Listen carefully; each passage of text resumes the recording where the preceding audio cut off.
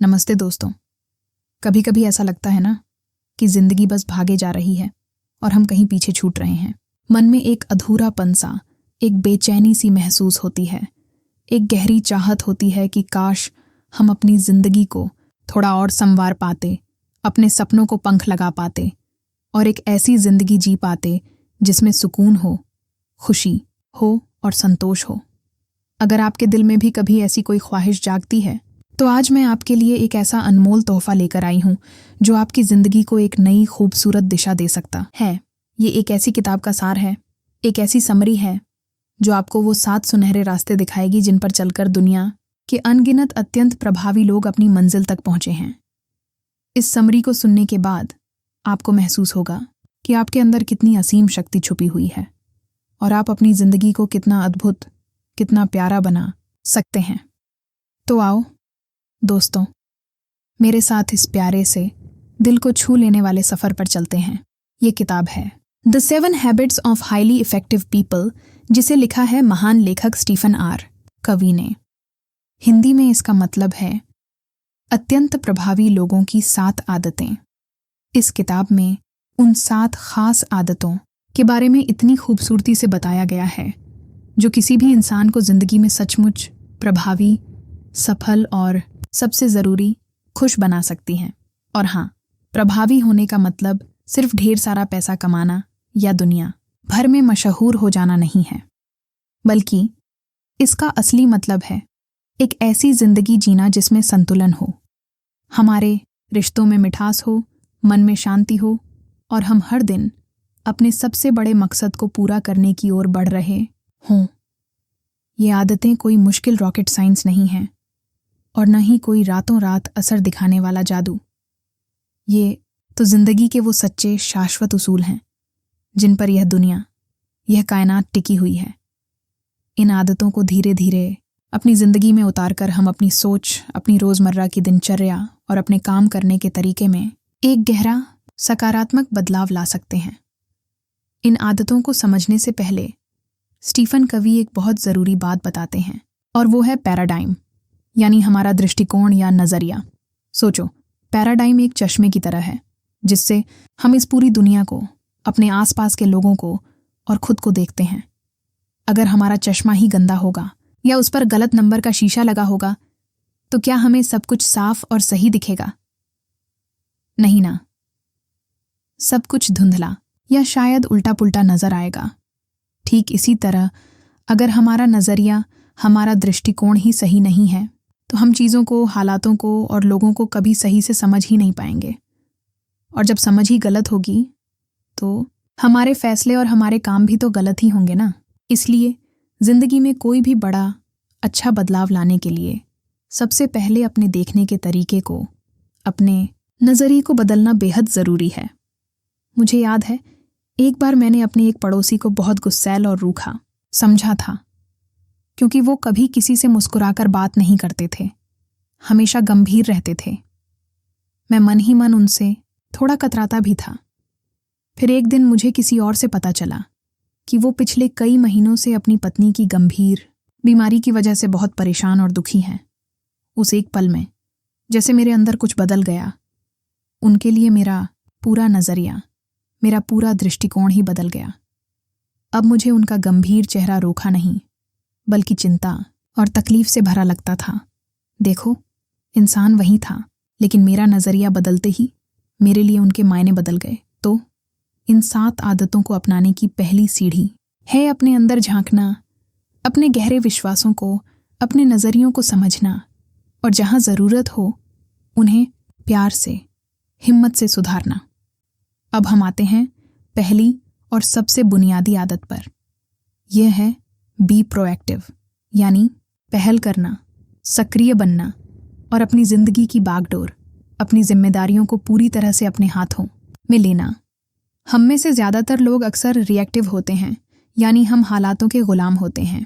बाहर धूप निकली तो मूड अच्छा, बारिश हो गई तो उदास, किसी ने तारीफ कर दी तो खुश हो गए, किसी ने कुछ बुरा कह दिया तो कई दिनों तक उसी बात को लेकर बैठे रहे। हमारी खुशियाँ, हमारे दुख, हमारा मूड, सब कुछ बाहर की चीज़ों पर, दूसरे लोगों के व्यवहार पर निर्भर करता है। लेकिन एक प्रोएक्टिव इंसान ऐसा नहीं होता। वो अपनी जिंदगी का रिमोट कंट्रोल दूसरों के हाथ में नहीं देता। वो जानता है कि हर परिस्थिति में, चाहे वो कितनी भी मुश्किल क्यों ना हो, उसके पास एक चीज़ हमेशा होती है, और वो है चुनाव करने की आज़ादी। यह चुनने की आज़ादी कि वो उस परिस्थिति पर कैसे प्रतिक्रिया देगा, वो क्या महसूस करेगा, और वो अगला कदम क्या उठाएगा। प्रोएक्टिव लोग अपनी मुश्किलों के लिए, अपनी नाकामियों के लिए दूसरों को या किस्मत को दोष नहीं देते। वो शिकायतें करने के बजाय समाधान ढूंढते हैं। वो खुद पहल करते हैं, खुद कदम उठाते हैं चीज़ों को बेहतर बनाने के लिए। ज़रा सोचो, जब हम अपनी ज़िंदगी की पूरी जिम्मेदारी खुद अपने कंधों पर लेते हैं तो हम कितना आज़ाद, कितना हल्का और कितना ज़्यादा शक्तिशाली महसूस करते हैं, है ना? यह आदत हमें उन बंधनों से मुक्त करती है जो हमने अनजाने में खुद अपने ऊपर डाल रखे हैं।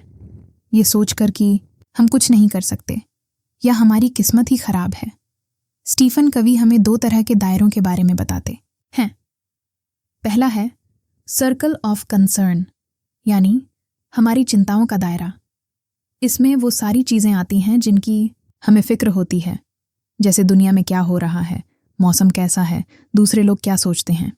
इन चीज़ों पर हमारा ज़्यादातर कोई कंट्रोल नहीं होता। दूसरा दायरा है सर्कल ऑफ इन्फ्लुएंस, यानी हमारे प्रभाव का दायरा। इसमें वो चीज़ें आती हैं जिन्हें हम सच में बदल सकते हैं, जिन पर हम काम कर सकते हैं, जैसे हमारी आदतें, हमारी सोच, हमारे काम, हमारे रिश्ते। प्रोएक्टिव लोग अपना ज़्यादातर समय और ऊर्जा अपने सर्कल ऑफ इन्फ्लुएंस में लगाते हैं, और जैसे जैसे वो इसे बड़ा करते जाते हैं, उनका सर्कल ऑफ कंसर्न अपने आप छोटा होता जाता है। ये पहली आदत हमारी ज़िंदगी की नींव है, जो हमें अपनी तकदीर खुद लिखने की ताकत देती है। अब चलते हैं दूसरी आदत की ओर। यह है begin with the and in mind, यानी किसी भी काम को, किसी भी सफ़र को शुरू करने से पहले अपनी मंजिल को, अपने अंतिम लक्ष्य को अपने मन में, अपनी कल्पना में बिल्कुल साफ साफ देख लेना। ज़रा कल्पना करो कि आप एक बहुत सुंदर घर बनाना चाहते हो। क्या आप बिना किसी नक्शे के, बिना किसी डिज़ाइन के बस ईंटें और सीमेंट जमा करना शुरू कर दोगे? नहीं ना। अगर ऐसा किया तो शायद कुछ अजीब सा ही बन जाएगा। ठीक इसी तरह हमें अपनी ज़िंदगी का भी एक नक्शा, एक ब्लूप्रिंट बनाना चाहिए। हम अपनी ज़िंदगी से क्या चाहते हैं, हम कैसा इंसान बनना चाहते हैं, हमारे लिए ज़िंदगी में सबसे ज़्यादा ज़रूरी क्या है, पैसा, शोहरत, रिश्ते, मन की शांति या कुछ और। स्टीफन कवि एक बहुत गहरा सवाल पूछते हैं। वो कहते हैं, कल्पना करो कि आज से कुछ साल बाद आप अपने ही अंतिम संस्कार में एक कोने में खड़े होकर सब कुछ देख रहे हो। वहाँ आपके परिवार के लोग हैं, आपके दोस्त हैं, आपके साथ काम करने वाले लोग हैं, आपके पड़ोसी हैं। आप क्या चाहोगे कि वो आपके बारे में क्या बातें करें? आप किस रूप में याद किए जाना चाहोगे? एक प्यार करने वाले इंसान के तौर पर, एक अच्छे दोस्त के तौर पर, एक ईमानदार और मेहनती इंसान के तौर पर, या किसी और रूप में? ये सोच, ये कल्पना थोड़ी अजीब लग सकती है, लेकिन ये आपको अपनी ज़िंदगी के असली मकसद, अपने सबसे गहरे मूल्यों को पहचानने में मदद करेगी। आपके मूल्य क्या हैं? सच्चाई, ईमानदारी, प्यार, सेवा, दया, सीखना। जब आप इन मूल्यों को अपनी ज़िंदगी का आधार बनाते हैं और अपने अंतिम लक्ष्य को ध्यान में रखते हैं, तो आपका अंत हमेशा खूबसूरत और संतोषजनक होगा। जब हमारी मंजिल हमारे सामने बिल्कुल साफ होती है, तो रोज़मर्रा की ज़िंदगी में छोटे छोटे फैसले लेना बहुत आसान हो जाता है। हम वही रास्ते चुनते हैं, वही काम करते हैं जो हमें हमारी मंजिल के करीब ले जाते हैं। क्या आपने कभी सुकून से बैठकर दिल से खुद से पूछा है कि आप अपनी ज़िंदगी को किस दिशा में ले जाना चाहते हो? ये आदत हमें एक दिशा देती है, एक मकसद देती है, और हमारी ज़िंदगी को बेमकसद भटकने से बचाती है। इसके बाद आती है तीसरी आदत, और यह है पुट फर्स्ट थिंग्स फर्स्ट, यानी सबसे ज़रूरी कामों को सबसे पहले करना, अपनी प्राथमिकताएं तय करना और उन पर डटे रहना। हम सबके पास दिन में वही 24 घंटे होते हैं, लेकिन क्या कभी आपने सोचा है कि कुछ लोग इन्हीं 24 घंटों में इतने सारे काम कैसे कर लेते हैं, इतने सफल कैसे हो जाते हैं, जबकि कुछ लोगों का वक्त बस यूं ही गुजर जाता है और हाथ कुछ नहीं लगता? इसका राज है अपनी प्राथमिकताओं को समझना और उनके हिसाब से काम करना। स्टीफन कवी हमें एक टाइम मैनेजमेंट मैट्रिक्स यानी समय प्रबंधन तालिका के बारे में बताते हैं। इसमें हमारे सारे कामों को 4 हिस्सों में बांटा जा सकता है। पहला हिस्सा, वो काम जो बहुत ज़रूरी भी हैं और तुरंत करने वाले भी, जैसे कोई अचानक आई मुसीबत या कोई डेडलाइन वाला काम। दूसरा हिस्सा, वो काम जो ज़रूरी तो हैं लेकिन तुरंत करने वाले नहीं, जैसे अपनी सेहत का ध्यान रखना, रोज़ कसरत करना, कोई नई चीज़ सीखना, अपने रिश्तों को समय देना, भविष्य की योजना बनाना। तीसरा हिस्सा, वो काम जो तुरंत करने वाले लगते हैं पर उतने ज़रूरी नहीं होते, जैसे कई सारी फ़ोन कॉल्स, कुछ ईमेल्स या दूसरों के छोटे मोटे काम जिनमें हम उलझ जाते हैं। और चौथा हिस्सा, वो काम जो न तो ज़रूरी हैं और न ही तुरंत करने वाले, जैसे घंटों टीवी देखना, बेवजह सोशल मीडिया पर समय बर्बाद करना या फालतू की गपशप। अक्सर क्या होता है, हम अपना ज़्यादातर समय पहले, तीसरे और चौथे हिस्से के कामों में ही गंवा देते हैं।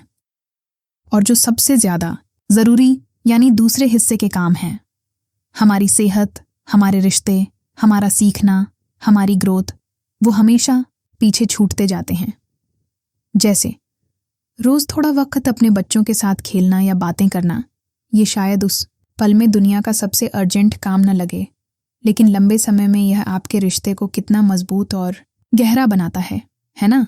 ये आदत हमें सिखाती है कि हम अपने कीमती वक्त को उन चीज़ों में लगाएं जो हमारी ज़िंदगी के बड़े लक्ष्यों के लिए, हमारी सच्ची खुशी के लिए सच में मायने रखती हैं। और इसके लिए हमें कभी कभी ना कहना भी सीखना पड़ता है उन कामों को, उन लोगों को जो हमारा वक्त और हमारी ऊर्जा बर्बाद करते हैं। क्या आप भी कभी कभी ऐसे कामों के लिए हाँ कह देते हो जो आप दिल से करना नहीं चाहते, सिर्फ इसलिए कि आप किसी को नाराज़ नहीं करना चाहते या मना नहीं कर पाते? यह आदत हमें अपने वक्त का मालिक बनना सिखाती है, गुलाम नहीं। ये पहली 3 आदतें, प्रोएक्टिव बनना, अपनी मंजिल को ध्यान में रखकर शुरुआत करना और सबसे ज़रूरी काम पहले करना, ये हमारी प्राइवेट विक्ट्री यानी हमारी निजी जीत है। ये आदतें हमें अंदर से मजबूत बनाती हैं, हमें आत्म अनुशासन सिखाती हैं और हमें आत्मनिर्भर बनाती हैं। जब हम खुद पर विजय पा लेते हैं, जब हम अपने अंदर की दुनिया को संभाल लेते हैं, तभी हम बाहर की दुनिया में दूसरों के साथ अच्छे, सार्थक और प्रभावी रिश्ते बना सकते हैं। जैसे एक मजबूत नींव पर ही तो एक खूबसूरत और बुलंद इमारत खड़ी हो सकती है ना? अब हम अगली 3 आदतों की तरफ बढ़ेंगे जो पब्लिक विक्ट्री यानी हमारी सामाजिक या सार्वजनिक जीत से जुड़ी हैं। ये आदतें हमें सिखाती हैं कि दूसरों के साथ मिलकर कैसे काम किया जाए, कैसे गहरे और भरोसेमंद रिश्ते बनाए जाएं। तो चौथी आदत है थिंक विन विन, यानी हमेशा ऐसी जीत के बारे में सोचना जिसमें आपकी भी जीत हो और सामने वाले की भी जीत हो, हर किसी का फायदा हो, हर कोई खुश हो। जिंदगी कोई दौड़ नहीं है जिसमें एक ही जीतेगा और बाकी सब हारेंगे। लेकिन अक्सर हम जाने अनजाने में इसी तरह सोचते हैं। कई बार हमारी सोच होती है विन लूज, यानी मैं जीतूं चाहे सामने वाले का नुकसान हो जाए। या कभी कभी हम लूज विन की स्थिति में आ जाते हैं, यानी हम अपनी खुशी, अपनी ज़रूरतें दबाकर दूसरों को खुश करने की कोशिश करते हैं ताकि झगड़ा ना हो या सामने वाला नाराज़ ना हो जाए। और सबसे खराब होती है लूज लूज की स्थिति, जिसमें न हम जीतते हैं न सामने वाला, बल्कि दोनों का ही नुकसान होता है। लेकिन जो लोग सच में प्रभावी होते हैं वो हमेशा विन विन समाधान ढूंढने की कोशिश करते हैं। वो चाहते हैं कि उनका भी भला हो, उनके लक्ष्य भी पूरे हों और साथ ही साथ सामने वाले का भी भला हो, उसकी ज़रूरतें भी पूरी हों। इसके लिए हमारे दिल में अबंडेंस मेंटालिटी यानी प्रचुरता की सोच होनी चाहिए। ये विश्वास होना चाहिए कि दुनिया में सबके लिए बहुत कुछ है, बहुत मौके हैं, बहुत प्यार है, बहुत सफलता है। अगर किसी और को कुछ अच्छा मिल गया तो इसका मतलब यह नहीं कि हमारे लिए कम पड़ जाएगा। इसके विपरीत होती है स्कैरसिटी मेंटालिटी यानी कमी की सोच। जो लोग यह मानते हैं कि दुनिया में हर चीज़ सीमित है और अगर किसी और ने कुछ पा लिया तो उनके हिस्से में कुछ नहीं बचेगा, ऐसे लोग हमेशा दूसरों से मुकाबला करते रहते हैं। विन विन सोच के लिए हिम्मत चाहिए होती है, अपनी बात, अपनी ज़रूरतें साफ साफ कहने की और साथ ही दूसरों की बातों को उनकी ज़रूरतों को समझने की नरमी और हमदर्दी भी चाहिए होती है। जब हम विन विन तरीके से सोचते और काम करते हैं तो हमारे रिश्ते बहुत मजबूत होते हैं, लोगों का हम पर भरोसा बढ़ता है और हम सब मिलकर बड़े बड़े काम आसानी से कर पाते हैं। ज़रा सोचिए, जब किसी भी बातचीत या समझौते के बाद दोनों ही पक्ष खुश और संतुष्ट महसूस करें तो कितना अच्छा लगता है ना? एक सुकून सा मिलता है कि हमने किसी का हक नहीं मारा और अपना भी नुकसान नहीं होने दिया। अब आती है 5वीं आदत, जो मेरे ख्याल से आज की भागदौड़ भरी जिंदगी में और खासकर हमारे रिश्तों को संभालने के लिए शायद सबसे ज्यादा जरूरी है। ये है seek first to understand then to be understood. यानी पहले दूसरों को अच्छी तरह समझने की कोशिश करो, उनकी बात को सिर्फ कानों से नहीं बल्कि दिल से सुनो और उसके बाद ही अपनी बात समझाने की या अपनी राय देने की कोशिश करो। लेकिन हम अक्सर क्या करते हैं, जैसे ही कोई कुछ कहना शुरू करता है हम अपने मन में उसका जवाब तैयार करने लगते हैं। हम सुनते ही इसलिए हैं ताकि हम जवाब दे सकें, इसलिए नहीं कि हम सच में सामने वाले को समझना चाहते हैं। हम सलाह देने में, अपनी राय थोपने में या सामने वाले को जज करने में बहुत जल्दी करते हैं।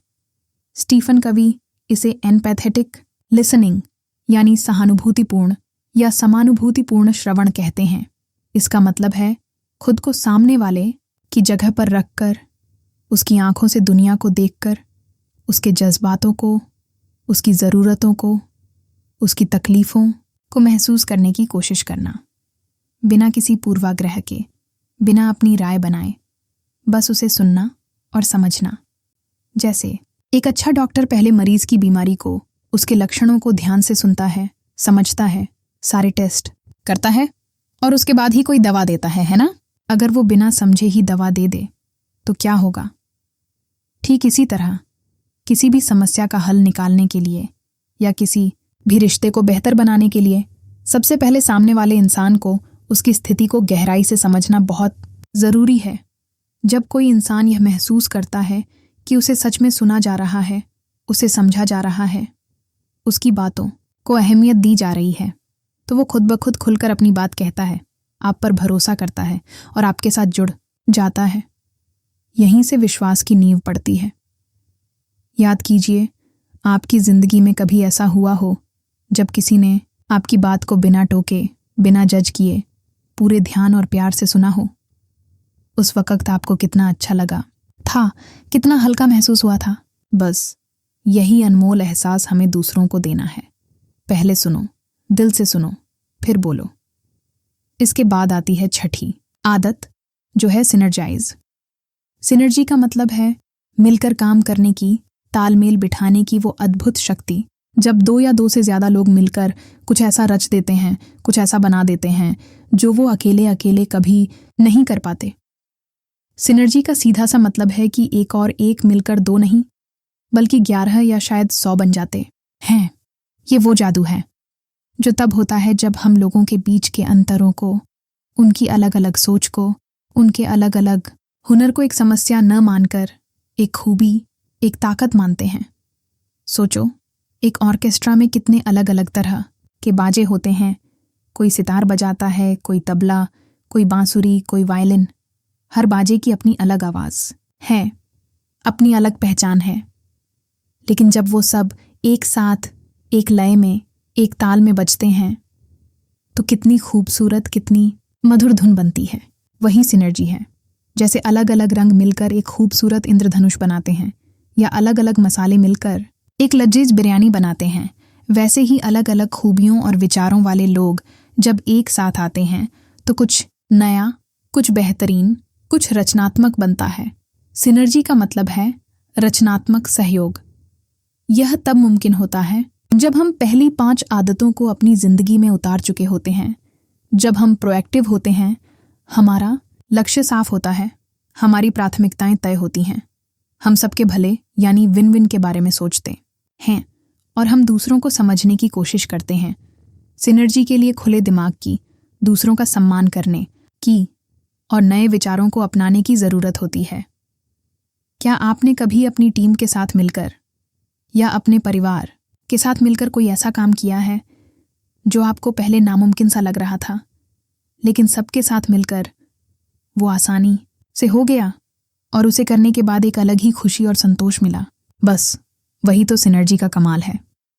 और आखिर में हम पहुंचते हैं 7वीं और एक बहुत ही प्यारी, बहुत ही ज़रूरी आदत पर। यह है शार्पन द सॉ, यानी अपनी आरी को तेज करते रहना। इसका सीधा सा मतलब है खुद को, अपने शरीर, मन और आत्मा को हमेशा नया, हमेशा ताज़ा, हमेशा बेहतर बनाते रहना, अपना खुद का ध्यान रखना। स्टीफन कवी एक कहानी सुनाते हैं। एक लकड़हारा था जो जंगल में बड़ी मेहनत से पेड़ काट रहा था। वो सुबह से शाम तक लगा रहता, पसीने में नहा जाता, लेकिन बहुत कम लकड़ियां काट पाता था। एक आदमी ने उसे देखा और पूछा, भाई तुम इतनी मेहनत कर रहे हो, लेकिन तुम्हारी आरी तो बिल्कुल कुंद हो गई है, उसकी धार खत्म हो गई है। तुम थोड़ी देर रुक कर इसे तेज क्यों नहीं कर लेते? फिर तुम आसानी से और ज्यादा लकड़ियां काट पाओगे। लकड़हारे ने जवाब दिया, नहीं भाई, मेरे पास आरी तेज करने का वक्त कहाँ है, मुझे तो जल्दी जल्दी लकड़ियां काटनी है। कितनी अजीब बात है ना, लेकिन क्या हम भी अपनी जिंदगी में अक्सर यही गलती नहीं करते?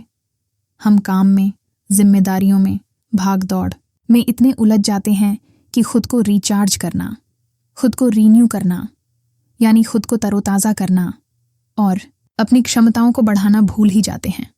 स्टीफन कवी कहते हैं कि हमें अपनी जिंदगी के 4 सबसे अहम पहलुओं का लगातार ध्यान रखना चाहिए, उन्हें सींचते रहना चाहिए ताकि हमारी आरी हमेशा तेज रहे।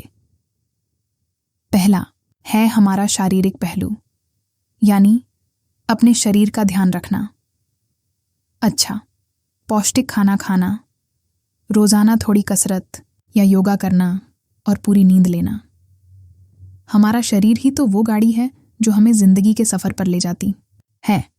अगर गाड़ी ही ठीक नहीं होगी तो सफर कैसे पूरा होगा? दूसरा है हमारा आध्यात्मिक पहलू। इसका मतलब है अपने अंदर की शांति और जुड़ाव को महसूस करना। यह आप पूजा पाठ करके, ध्यान करके, प्रकृति के बीच समय बिताकर, अच्छी किताबें पढ़कर या कोई भी ऐसा काम करके कर सकते हैं जो आपके मन को सुकून दे और आपकी आत्मा को पोषण दे। यह आपको आपके जीवन के बड़े उद्देश्य से जोड़ता है। तीसरा है हमारा मानसिक पहलू, यानी अपने दिमाग को तेज और सक्रिय रखना।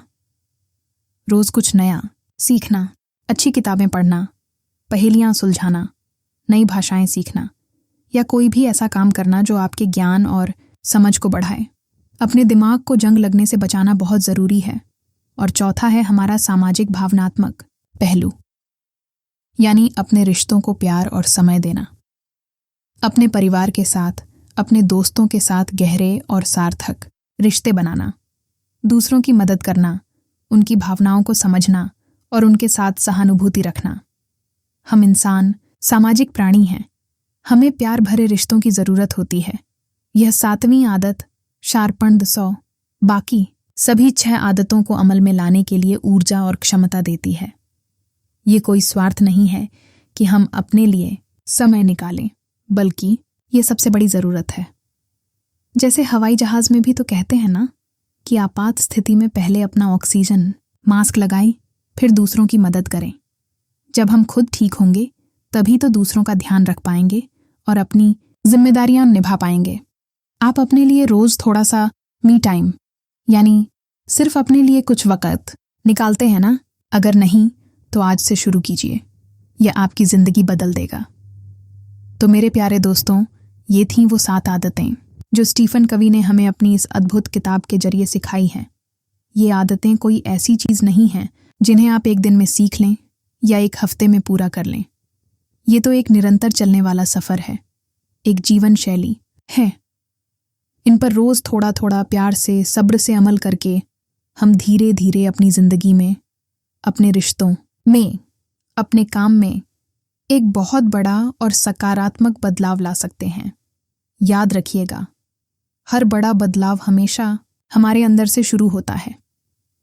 जब हम खुद को बेहतर बनाते हैं, जब हम अपने नज़रिए को, अपनी आदतों को सुधारते हैं, तो हमारी दुनिया, हमारे आसपास के लोग, हमारे हालात, सब कुछ अपने आप बेहतर होने लगते हैं।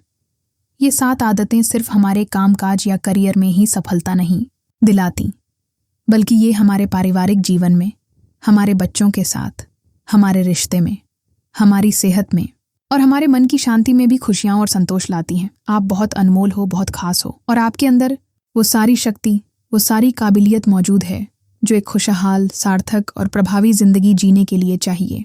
बस ज़रूरत है तो खुद पर गहरे विश्वास की और इन प्यारे सच्चे उसूलों को अपनी जिंदगी का एक अटूट हिस्सा बनाने की।